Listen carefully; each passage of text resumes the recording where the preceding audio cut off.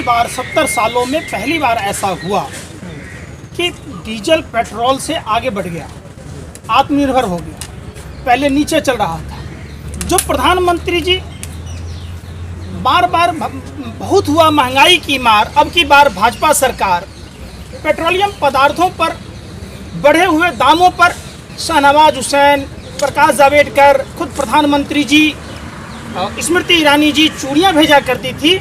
आज उस स्मृति ईरानी जी की ज़मीर कहाँ है? स्मृति ईरानी जी, आप सांसद मंत्री बनने के बाद आपकी ज़मीर मर गई। आपने सत्ता की दलाली में विरोध करना छोड़ दिया। ये सवाल देश पूछ रहा है।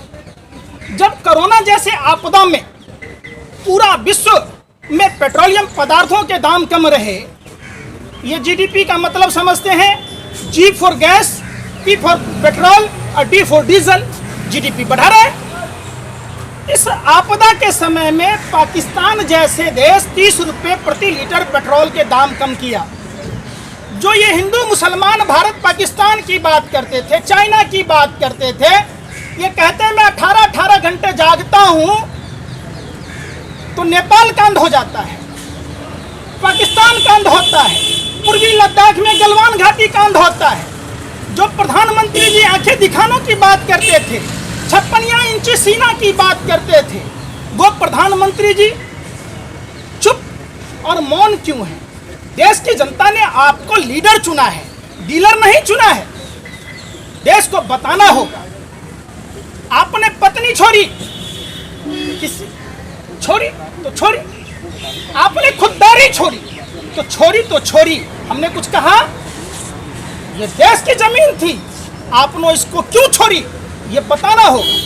हमारे देश के फौजी भाइयों का अपमान बर्दाश्त से बाहर की चीज है। जिस तरीके से प्रधानमंत्री जी कहते हैं वो मारते मारते मरे।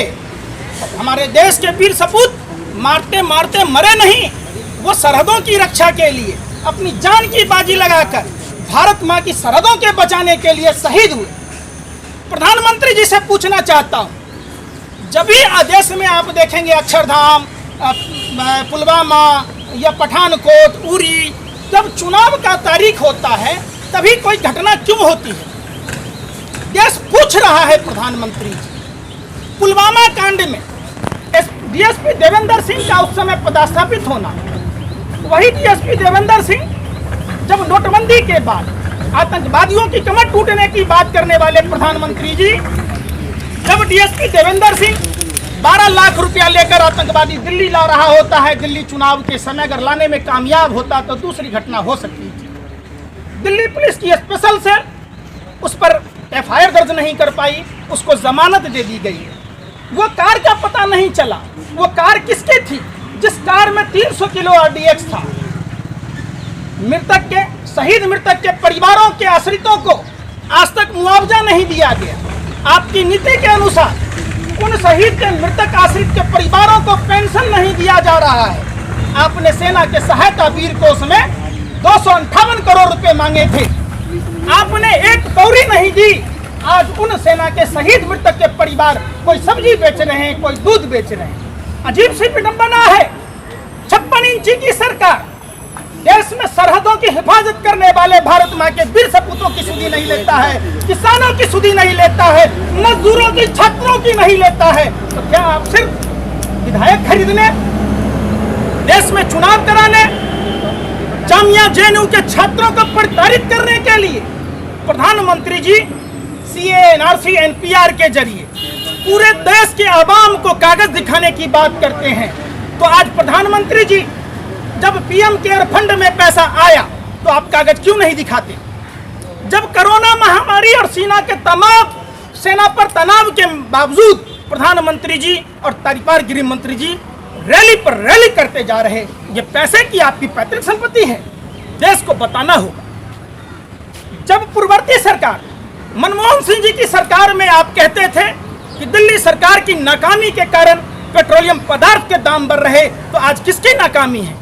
प्रधानमंत्री जी कहते थे जिस देश का रुपया गिरता है उस देश के प्रधानमंत्री का चरित्र गिरता है। प्रधानमंत्री जी आज आपको बताना होगा क्या आपका चरित्र गिर गया? टूटी खाट फटा लंगोट, मर गया देकर भाजपा को वोट, सोचा था बनियान के ऊपर नई शर्ट आएगी, क्या पता था बाद में पतलून भी उतर जाएगी। आज देश की जनता को जहां इन्होंने 20 लाख हजार करोड़ के पैकेज का ऐलान किया, इनके अनुवाद मंत्री, इनके लोन मंत्री 5 दिन तक ये मन की बात कहते हैं।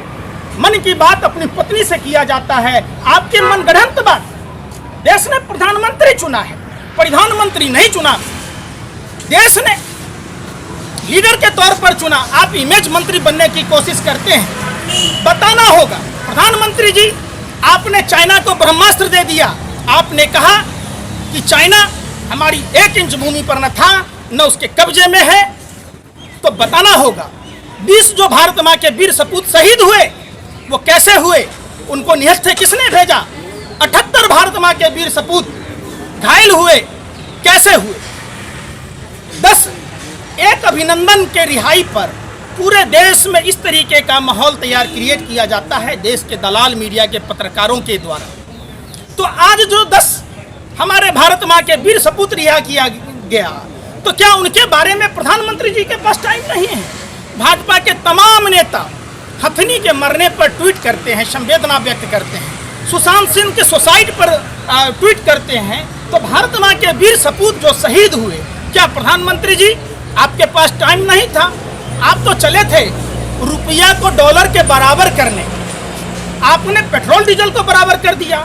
बाबा रामदेव, एक आदमी आता है विनोद राय, 2G में एक घोटाला निकालता है, अन्ना जी आते हैं धरने पर बैठते हैं, 1.25 आंख वाला बाबा रामदेव उसमें आग में घी का काम करते हैं। जनरल BK सिंह, किरण बेदी, मनीष सिसोदिया, केजरीवाल शरीक है। लोग कहते हैं काला धन, कहते कहते इन्होंने देश की सफेद धन को लूट लिया।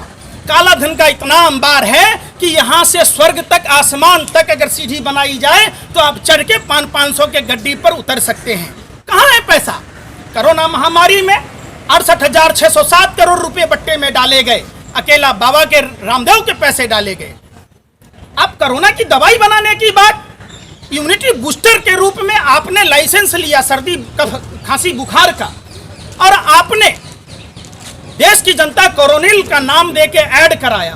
देश में तमाम संवैधानिक संस्थाएं हैं, देर आए दुरुस्त आए, संज्ञान तो लिया। जिस तरीके से किसान का दूध, बाबा रामदेव को दस्त होता है तो एम्स में भर्ती होते हैं, बालकृष्ण को हार्ट अटैक आता है तो एम्स में भर्ती होते हैं, और देश की जनता को गुमराह कर रहे। आपने परमिशन ली कि हम कोरोना का दवाई बनाने जा रहे हैं, आपने रिसर्च करवाए। भारत सरकार में तमाम संस्थाएं हैं। जब से भाजपा की सरकार आई, बाबा रामदेव लाला रामदेव हो गए, व्यापारी हो गए, सारी प्रोडक्ट उनके यहाँ बनता है। बाबा रामदेव, ये तो बताइए कि आप 25 करोड़ रुपया PM केयर में देकर आटा के दाम बढ़ा दिए। आप दुनिया की तमाम प्रोडक्टें बनाते हैं। वो सलवार किसकी थी जो आप पहन के रामलीला मैदान से भागे थे? जो आप कह रहे थे 35 रुपये पेट्रोल मिलेगा कि नहीं, 25 रुपये पेट्रोल, 200 रुपये की सिलेंडर, रुपया डॉलर के बराबर, हर ग्राम को 200 करोड़ रुपए की बात करने वाले बाबा रामदेव खुद इतने बड़े धनाढ्य हो गए, पूरे हिंदुस्तान के जिलों में पतंजलि के नाम से जमीन कैप्चर कर। देश को बताना होगा देश किस दिशा में जा रहा है।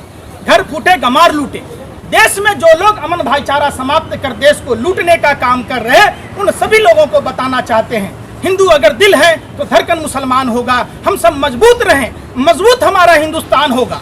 किस तरीके से देश ने देखा है, मुजफ्फरपुर शेल्टर कांड के बाद कानपुर में शेल्टर कांड होता है, 57 छात्र जो बच्चे हैं वो कोरोना पॉजिटिव पाए गए, HIV एड्स का वो संक्रमण पाया गया, गर्भवती प्रेग्नेंट पाई गई।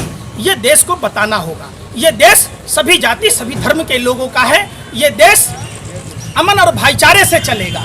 देश घर फूटने से, घर तोड़ने से नहीं चलेगा। हाथ जोड़कर हम विनती करना चाहते हैं अपने देश के हुक्मरानों से, हमें 2014 वाला हमारा पुराना भारत लौटा दीजिए, जिसमें हमें 54 रुपये का डीजल पेट्रोल मिल रहा था। हमें नहीं चाहिए आपके 80 रुपये, 80, 90, 100 तक पहुंचा दोगे प्रधानमंत्री जी? आपके डीजल के रेट बढ़ाने से हमारे किसान भाइयों की कमर टूट जाएगी। आपने आय दोगुनी करने की बात की थी, वो पंप सेट कहाँ से चलेगा? खेती कैसे होगा? लोगों को महंगा राशन मिलेगा, महंगाई की मार डबल हो जाएगी। ये देश को बताना होगा। आप सरासर देश को लूट खसोट, बकैती और डकैती में भाजपा आरएसएस के नेताओं का जोर नहीं है। मोहन भागवत जी जो जर्मनी के यूरेशिया से आए, कहते 3 दिन में सेना तैयार करेंगे। इनकी देश नीति, विदेश नीति, आर्थिक नीति सब फेल्योर है। इन्होंने अर्थव्यवस्था की ऐसी बंटाधार कर दी कि घर फूटे गमार लूटे, विश्व का नेपाल जैसा 2 कौड़ी का देश आंख दिखाने लगा, ललकारने लगा, लड़ाई की बात करने लगा। प्रधानमंत्री जी हाथ जोड़कर विनती है आपसे, देश नहीं संभल रहा, सरहद नहीं संभल रही, अर्थव्यवस्था नहीं संभल रही, आप रिजाइन दे दीजिए, आप इस्तीफा दे दीजिए, देश को बचा लीजिए।